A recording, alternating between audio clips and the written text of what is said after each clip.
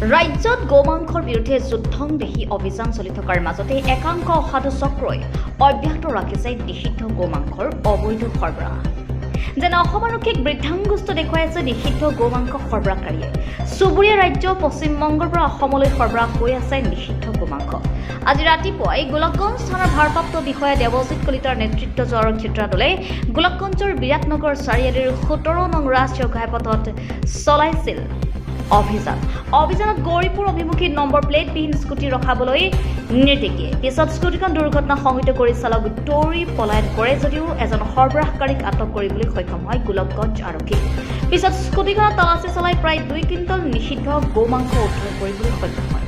আটকাধীন সৰবৰাহকাৰীজনৰ পৰা যি গোমাংস উদ্ধাৰ কৰিছে আৰু পশ্চিমবংগৰ বক্সিৰহাট থানাৰ মানচাইৰ আজিজুৰ ৰহমান বুলি জানিব পৰা গৈছে এই সৰবৰাহকাৰী।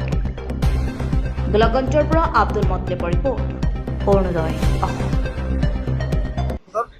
আজিজুল রহমান বাড়ি কই মানসাই মানে কোন জায়গায় মানসাই হালাগুড়ি হয়েছে এটি মানে কোন থানা বক্সিরহাট বক্সিরহাট পশ্চিমবঙ্গ হ্যাঁ পশ্চিমবঙ্গ কোন নিয়ে যাবে এই গৌরীপুরে এদিকে নিয়ে যাবে হোটেলে ওই এখন নিয়ে যাবে ওই যে মহাজন আছে ওই জানে মহাজনের নাম কি আমিনুর হ্যাঁ আমিনুর